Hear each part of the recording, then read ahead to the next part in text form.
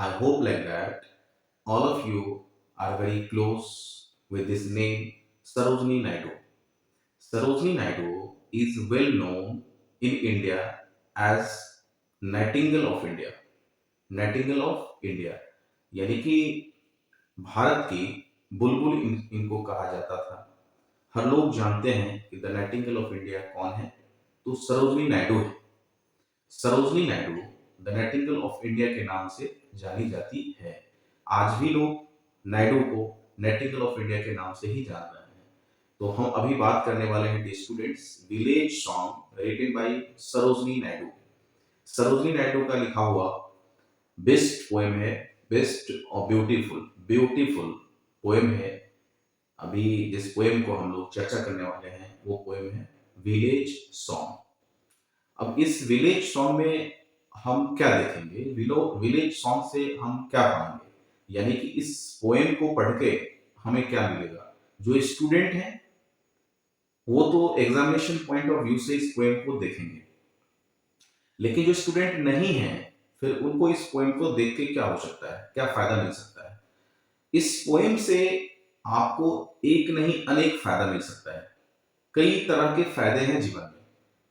कोई पढ़ाई खराब नहीं है और हम खराब कह भी नहीं सकते, क्योंकि हर कविता, हर कहानी, चाहे इंडियन पोएट्स के द्वारा लिखा हो या विदेशी पोएट्स के द्वारा लिखा हो, कोई भी पोएट्स या कोई भी राइटर्स कभी ये नहीं चाहते कि मेरे कलम से किसी व्यक्ति और किसी छात्र छात्राओं को नुकसान पहुंचे, घाटा लगे।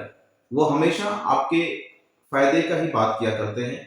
तो आज चलिए देखते हैं ये village song written by Sarojini Naidu the nightingale of India कुछ न कुछ आपके लिए बेहतर ही दे रही है। तो हम अब लाइन बाय लाइन इसको डिस्कस करेंगे। डिस्कस करने से पहले आप इस चैनल को लाइक अगर नहीं किए हैं तो लाइक कर दीजिए, सब्सक्राइब अगर नहीं किए हैं तो सब्सक्राइब कर दीजिए, ताकि मेरी वीडियोस आसानी से आप तक पहुंचता रहे। डियर स्टूडेंट्स, ये विलेज सॉन्ग सरोजनी नायडू का लिखा हुआ है।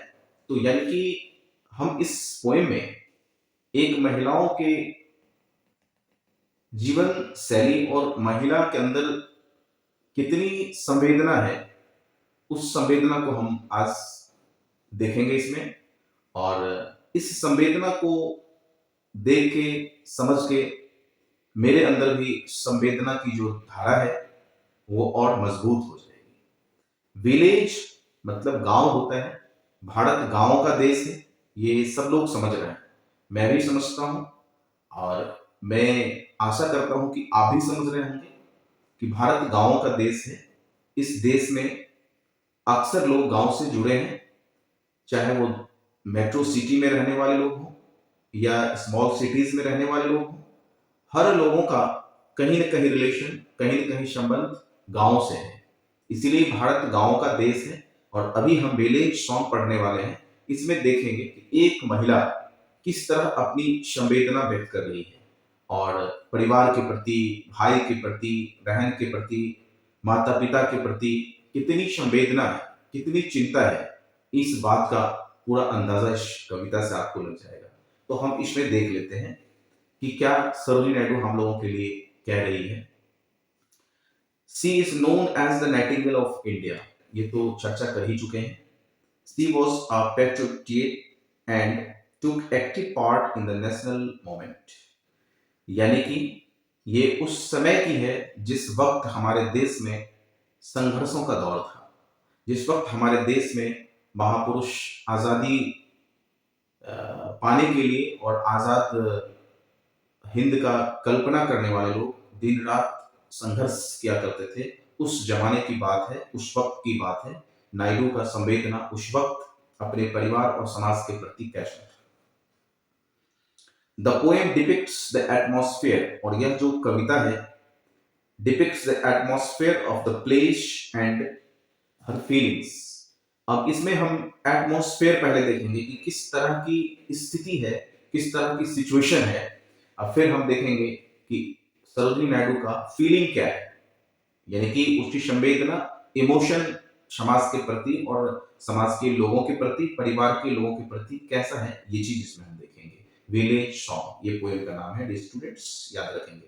जो ग्रेजुएशन लिटरेचर के छात्र हैं और पोस्ट ग्रेजुएशन के छात्र हैं, उनके लिए भी बहुत इंपॉर्टेंट है, बिकॉज ग्रेजुएशन में भी सिलेबस में इंडियन पोएट्री जब आप पढ़ेंगे तो उसमें है, और पोस्ट ग्रेजुएशन जब आप करेंगे तो उसमें भी इंडियन पोएट्री में आपको ये नायडू का एक न एक पोएम पढ़ना ही पड़ेगा।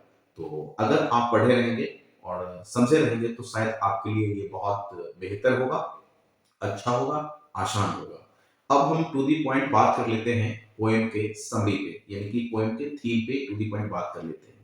The speaker is a young girl. Speaker यानी कि poet Sarojini Naidu, she is young यानी कि अपनी युवती और अपनी जवानी के टाइम की यह बात बता रही है। She came to the bank of the Yamuna. ये कहाँ गई? तो वो यमुना नदी के किनारे जाती है, क्या करने जाती है? To fill pitchers with water. Yamuna नदी के किनारे यह घड़ा में, पीचर घड़ा होता है, तो घड़ा में पानी भरने यमुना नदी के किनारे जाती है। As she is about to go back home, she hears the song of a boatman. जब वहां से वो वापस यानी कि बैक टू होम हो रही थी, उस वक्त इसे एक आवाज सुनाई देती है, और वो आवाज सुरीली आवाज किसकी? बोटमैन की। बोटमैन मतलब यानी कि यमुना नदी में नाविक जो थे वो कुछ गा रहे थे, उसकी आवाज इसे सुनाई देती है। The song is sweet and touching.